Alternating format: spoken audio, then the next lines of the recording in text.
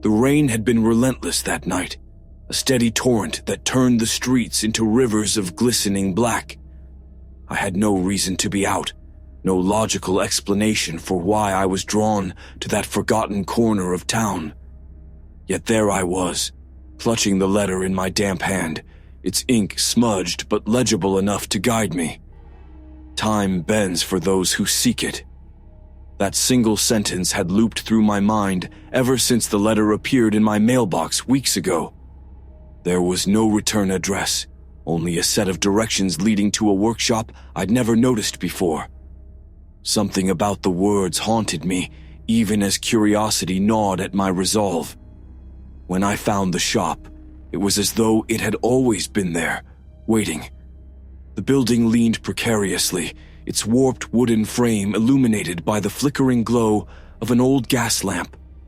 The sign above the door read simply, "Grendel's Timepieces." The lettering, faded and curling at the edges, seemed almost alive, as if it shifted in the stormlight. I hesitated, peering through the dusty window. Beyond the glass was a forest of clocks, their shapes distorted in the dim light. The ticking reached me even from outside, a rhythmic pulse that matched the quickening thud of my heart. The bell above the door chimed softly as I stepped inside, the sound swallowed immediately by the oppressive quiet within. The air was thick with the scent of old wood and aged varnish, a cloying aroma that clung to my lungs. Every surface was crowded with clocks, grandfather clocks that stretched toward the ceiling, gilded mantel clocks, pocket watches gleaming under glass domes. They ticked in chaotic unison, their overlapping rhythms unsettlingly out of sync. At the back of the shop, an object drew my attention, a grand clock, taller than any I'd ever seen. Its frame was carved from dark mahogany, the wood etched with twisting vines and grotesque faces that seemed to writhe in the flickering lamplight. The pendulum was still, but the glass panel over it glowed faintly, as though lit from within. A voice startled me from my trance. "I see you found my masterpiece." The man who emerged from the shadows seemed more a part of the shop than its keeper. His skin was pale, his eyes sunken, and his frame thin to the point of frailty. Yet his voice carried a weight that made the room feel smaller.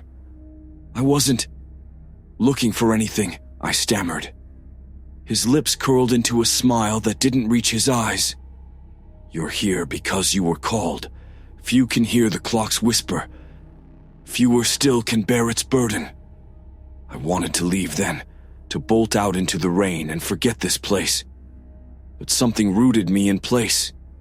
I looked at the clock again, and it looked back, not literally, but there was an awareness to it, a presence that made my skin prickle.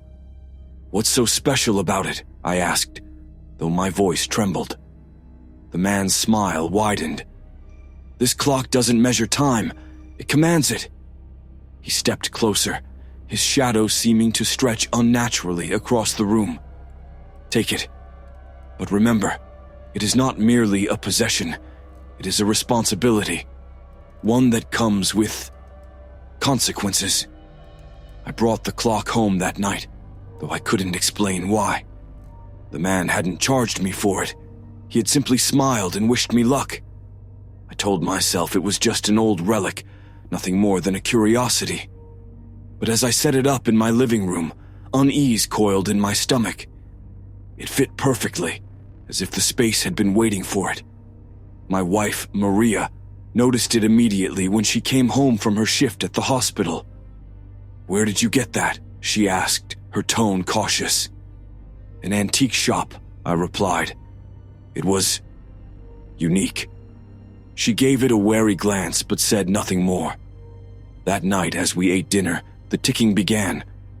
It wasn't loud, but it filled the silence like a heartbeat, steady and relentless. Maria frowned. "Is it supposed to do that? You didn't wind it, did you?" "I didn't even see a key," I admitted. At midnight, the clock chimed, its deep resonance vibrating through the house. I expected 12 chimes, But the 12th was followed by a 13th, a note that seemed to linger unnaturally, resonating in my chest.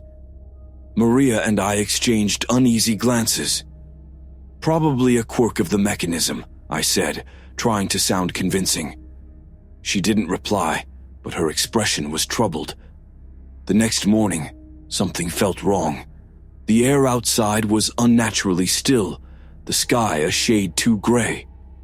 On the street, neighbors stood frozen in confusion, their routines disrupted. A man who always jogged at dawn stood on the curb, staring at his watch and shaking it as though it had betrayed him. "What's going on?" Maria asked as she joined me on the porch. "It's weird," I said. Like time itself hiccuped.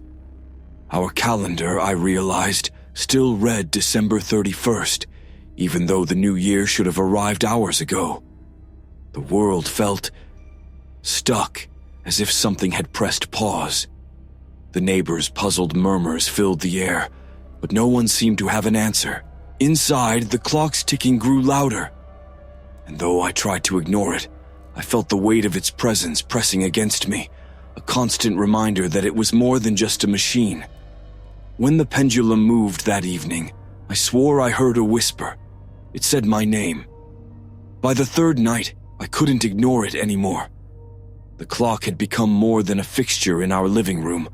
It was a presence. The ticking, once steady and soft, now seemed louder with every hour. It wasn't just a sound. It was an intrusion, weaving its way into my thoughts and dreams. Maria noticed it too. She didn't say much, but her glances toward the clock were growing more frequent, tinged with unease. "What did that shopkeeper say about it?" she asked over dinner, her fork frozen midway to her lips. "Just that it's unique, special." The words felt hollow as I said them. She set her fork down, her face tightening. "I don't like it. The ticking, it feels like it's everywhere, even when I'm in the bedroom. Are you sure it's not broken?" "I'll look at it," I lied. I had no intention of opening it. Something about the thought filled me with dread. That night, the clock chimed again. I sat alone in the living room, staring at its face as the hands crept toward midnight. The room was cold, unnaturally so, and every shadow felt deeper, darker. When the chime came, it was louder than before, reverberating through the walls. 12 chimes, and then the 13th. As the final note lingered, I heard it again. A faint whisper, barely audible over the hum of the house. It wasn't Maria, asleep upstairs, nor was it the creak of the old pipes. It was deliberate, a voice not meant to be heard. "Wind the clock." I froze, my breath catching in my throat. The words were clear, yet impossibly distant, like they were being spoken from another room or another world. My pulse thundered as I leaned closer, my eyes locked on the clock's face. The pendulum swayed, its rhythm unnervingly precise. The whisper came again, louder this time. "Wind the clock, or time will consume you." I stumbled back, nearly knocking over a chair. My rational mind screamed that this was a hallucination, that I was overtired and imagining things. But the deep, primal part of me knew better. This was real. The next morning, I returned to the shop, or tried to.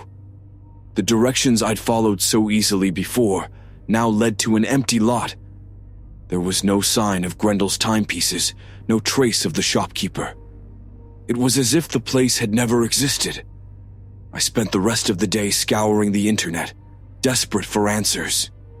The name, Matthias Grendel, yielded only fragments, whispers of a 19th century clockmaker infamous for his cursed creations.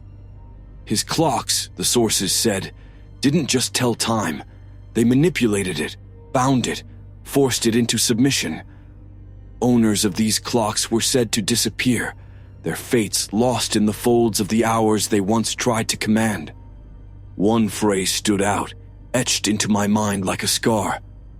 "Time bends for those who seek it, but its price is steep." That evening, as the sun dipped below the horizon, I returned home to find Maria pale and shaken. "What's wrong?" I asked.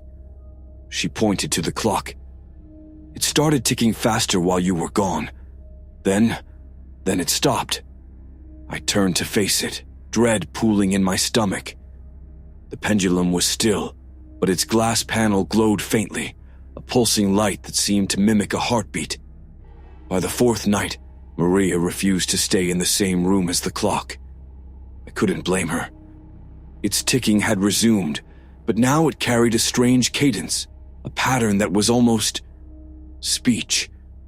I thought I could hear words in the rhythm, though they slipped away the moment I tried to focus on them. The whispers, however, were no longer confined to the night. They followed me through the house, faint and insistent. "Wean the clock. Bind the time." "What does it want?" Maria asked, her voice trembling. "What did you bring into our home?" I didn't answer. How could I? I spent hours staring at the clock, willing it to reveal its secrets, but it only stared back, its face impassive yet alive. The hands moved erratically now, speeding up, slowing down, sometimes even spinning backward. Time in the house felt fractured, moments stretching unnaturally long or snapping by in an instant.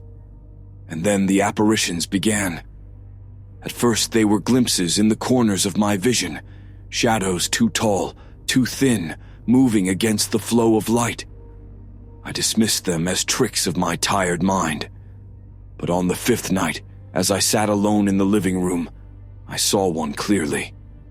A figure stood near the clock, its shape barely human. It was tall, impossibly so, its limbs stretched unnaturally long. Its face was featureless, a blank void that seemed to drink in the dim light of the room.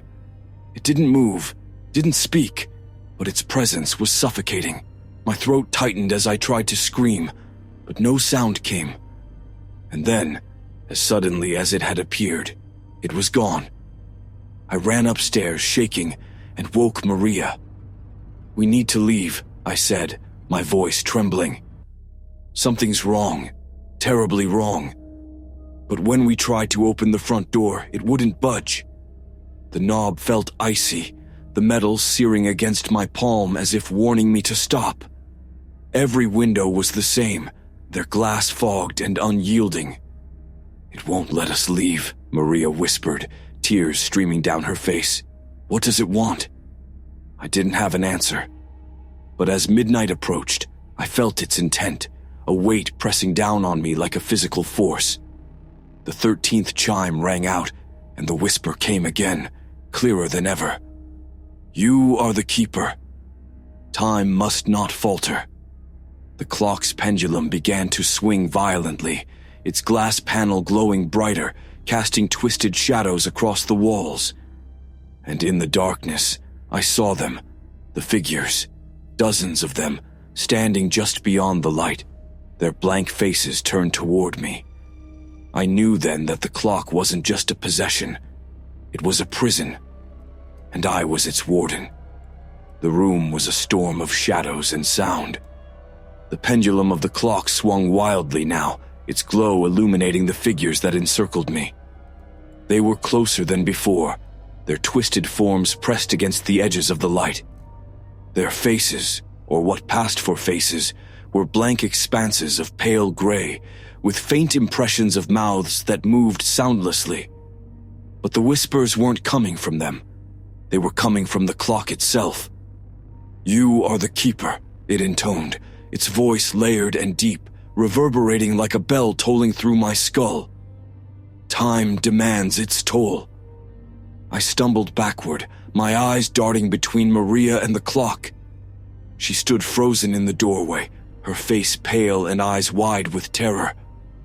"What do we do?" she whispered, her voice cracking under the weight of her fear.